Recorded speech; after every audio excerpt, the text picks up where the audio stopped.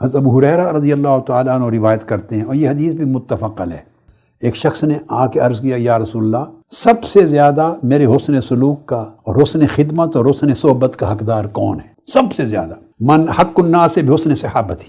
آقا علیہ السلام نے فرمایا، قال امک، قال ثم من، قال ثم امک، قال ثم من، قال ثم امک، قال ثم من، قال ثم ابوک۔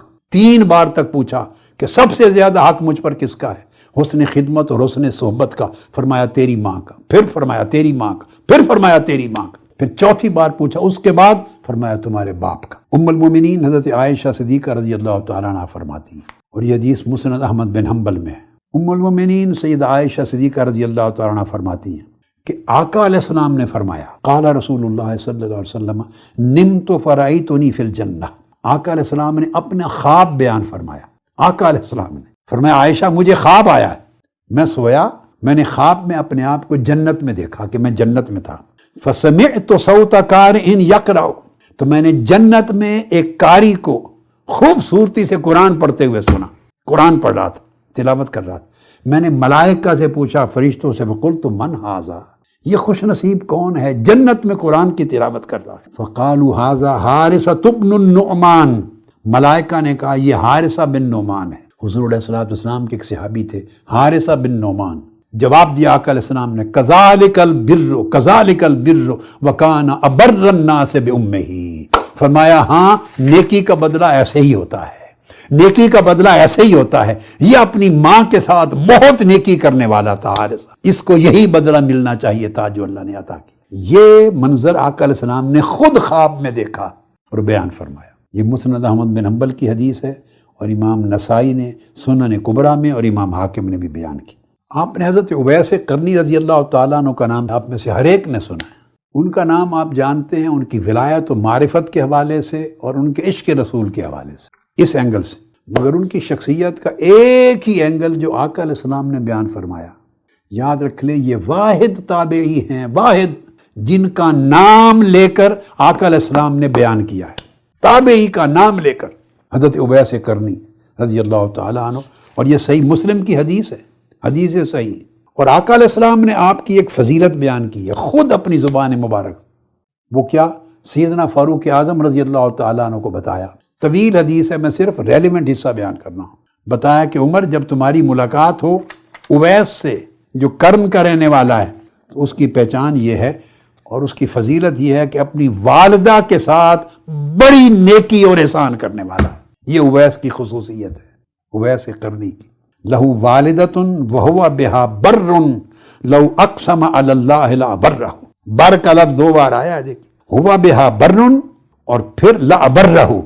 اویس قرنی وہ شخص ہے جو بڑی نیکی کرنے والا، بڑا احسان کرنے والا، بڑی خدمت گزاری کرنے والا اپنی والدہ کی، یہ فضیلت بیان کی۔ اور اس کا اجر اللہ نے کیا دیا کہ اگر وہ اللہ کا نام لے کر کسی عمل کے ہونے کی قسم کھا دے، لا برہ، تو اللہ اس کی قسم کو پورا کر کے رہتا ہے۔ اب یہ جو 2 ٹکڑے ہیں جڑے ہوئے ایک ہی مقام پر، یہ معنی اس طرح کا دیتے ہیں کہ والدہ کے ساتھ سیدنا اویس قرنی رضی اللہ تعالیٰ عنہ کی اس بے حساب نیکی کا بدلہ اللہ نے اس طرح دیا کہ جیسے حضرت اویس قرنی ماں کی کوئی بات نہیں ٹالتے، جو کہے وہ کرتے ہیں، جائز ہو، بشرطے کہ جائز، جو بات اپنے حق میں جو اللہ نے واجبات میں رکھی ہے مانگتی ہے وہ دیتا ہے۔ سو میں نے اس کا صلہ یہ دیا ہے کہ اویس مجھ سے جو مانگتا ہے میں دیتا ہوں، اور میرا نام لے کے جو قسم کھا دے میں پوری کر دیتا ہوں، وہی تقدیر بنا دے۔ یہ اویس قرنی رضی اللہ تعالیٰ عنہ۔ اسی وجہ سے آقا علیہ السلام نے فرمایا، الجنت تحت اقدام الامہات، کہ جنت ماؤں کے قدموں کے نیچے ہے۔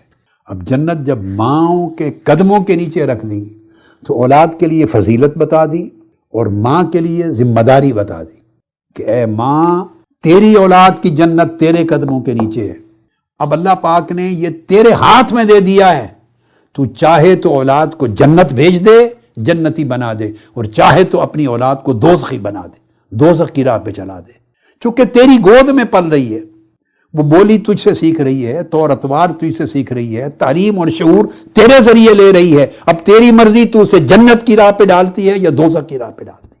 تو اگر اولادیں خدا نہ خواستہ دوزخ کی راہ پہ گئیں تو مواخذہ صرف اولاد کا نہیں ہوگا، جیسے ماں کا حق خدمت میں پہلے ہے، اس طرح گرفت گریبان بھی ماں کا سب سے پہلے پکڑا جائے گا، کیونکہ اس کی گود میں پلی، پھر باپ کا پکڑا جائے گا۔ قوا انفسکم واہلیکم نارا، ذمہ داری بھی دونوں پر ہوگی، دونوں پر عائد ہوگی، کہ جب اولاد کو بنانے سنوارنے کا وقت تھا، انہیں نیکی اور بدی کا فرق سکھانے کا وقت تھا، انہیں جنت یا دوزخ کی راہ پہ ڈالنے کا وقت تھا، اس وقت کیوں نہیں پرواہ کی؟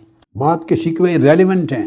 آقا علیہ السلام نے فرمایا لا یجزی ولد والدہ، کوئی بیٹا اپنے باپ کا حق ادا ہی نہیں کر سکتا، ختم کر دی بات۔ فرمایا سوائے ایک شخص کے، الا یہ اس زمانے میں لوگ غلام ہوتے تھے، سوائے اس خوش نصیب بیٹے کے کہ جس کا باپ اتفاقاً غلام تھا، تو اس نے اپنا مال و دولت جو کمایا خرچ کر کے اپنے باپ کو آزادی دلوا دی، خرید کر آزاد کر دیا، اس کو اللہ پاک اس کے اجر میں رکھے گا کہ اس نے باپ کا حق ادا کیا۔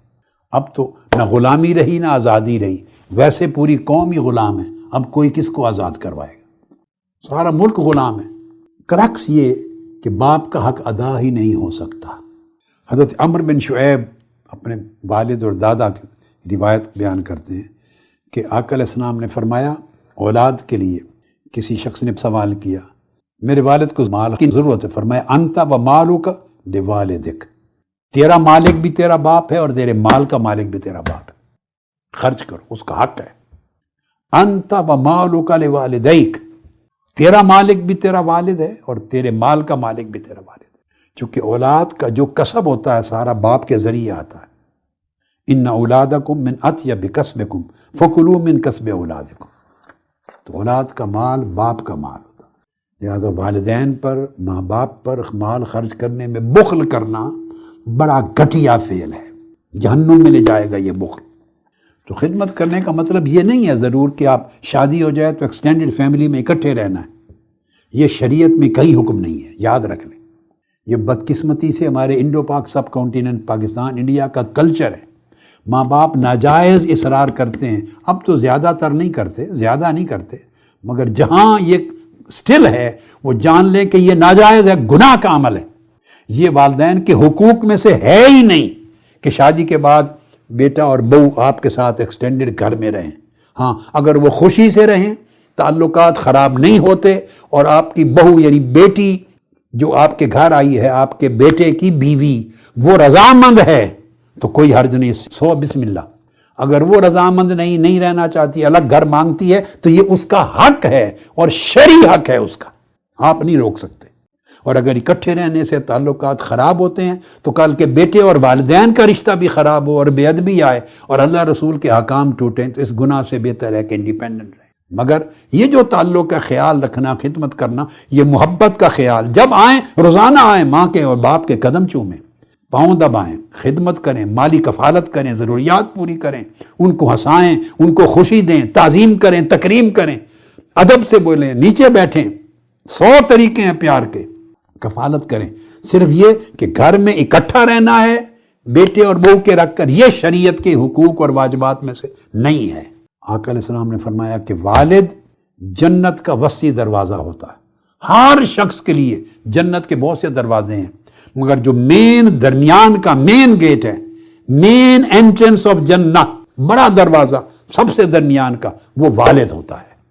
اگر والد کو راضی کرے، اس کے نقش قدم پر چلے، تعظیم کرے، تکریم کرے، محبت کی نگاہ سے تکے، ادب کرے، سیکھے، خوش کرے، کفالت کرے، تو اللہ پاک اسے جنت کے مین انٹرنس سے داخل فرمائے گا۔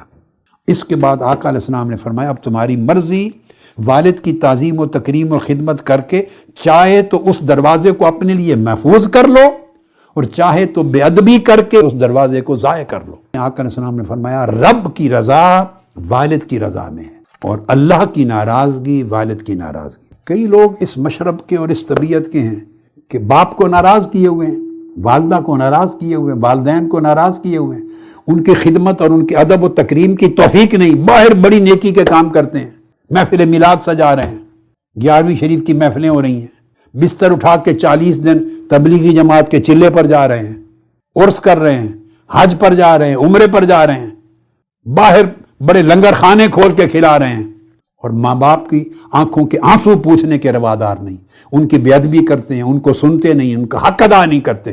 یہ سارے کے سارے اعمال رائے گاہ جائیں گے۔ کسی عمل کا کوئی اجر نہیں، کوئی عمل اس کو دوزخ سے نہیں بچا سکتا۔ جس نے ماں باپ کو دکھ دیا، رنجش پہنچائی، بے ادبی کی، بے توقیری کی، بے تکریمی کی، خدمت نہ کی، اور باہر جا کے نفلی نیکیاں کماتا رہا۔ آپ نے فرمایا اپنے باپ دادا کی تعظیم و تکریم کرو، تمہاری اولادیں تمہاری تکریم و تعظیم کریں گے۔ کتنا خوبصورت فارمولہ ہے دیا، برو آباءکم، اپنے باپ دادا کی تعظیم کرو، تکریم کرو، ان کا ادب کرو، ان سے محبت کرو، ان کی حسن خدمت کو سعادت سمجھو۔ تمہاری اولادیں اور نسلیں اسی طرح تمہاری خدمت کریں گی، تمہارے ساتھ نیکی سے پیش آئیں گی۔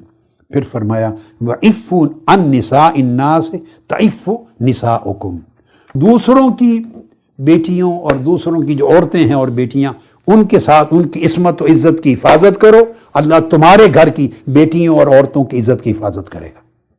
جو آدمی درندہ بنتا ہے باہر کے لیے، اس کے گھر درندے آتے ہیں، جپٹتے ہیں۔ یہاں ایک بڑے راز کی بات ہے جس کا تعلق براہ راست آج کے معاشرے میں ہے۔ آج جہاں ملک میں بے روزگاری بڑھ گئی ہے، غربت بڑھ گئی ہے، مہنگائی بڑھ گئی ہے، وسائل نہیں رہے، مشکلات ہیں، تو اللہ پاک معاف کر دے کہ لوگ روٹی کا لقمہ کھانے کے لیے گھر کی عزتیں بیچ رہے ہیں۔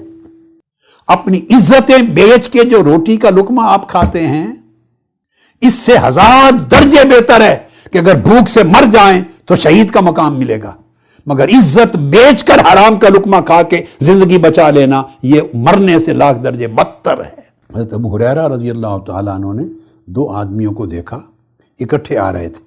فقال لأحدہما، ان میں سے ایک سے فرمایا ما ھذا منک، یہ تمہارا کیا لگتا ہے یہ شخص دوسرا؟ فقال ابی، تو انہوں نے کہا یہ میرے والد ہیں۔ فقال لا تسمہ باسمہ ولا تمشی امامہ ولا تجلس قبلہ، اگر یہ تمہارے والد ہیں تو یاد رکھ لیں ان کے آداب میں سے یہ ہے، حقوق میں سے، کہ ان کا نام لے کر کبھی نہیں بلانا، چلو تو ان کے آگے نہیں قدم رکھنا، اور اگر کسی مجلس میں بیٹھیں تو ان سے آگے ہو کے نہیں بیٹھنا، ان کے پیچھے بیٹھنا۔ جب ماں باپ کا ادب ختم ہو جاتا ہے تو سوسائٹی میں کسی کا ادب نہیں رہتا۔ ماں باپ منبع اور سرچشمہ ہیں آداب کے، سب بڑوں کے نمائندے ہیں۔ وہ اکیڈمی ہے جہاں سے ادب و آداب کی تربیت لے کے نسل تیار ہوتی ہے۔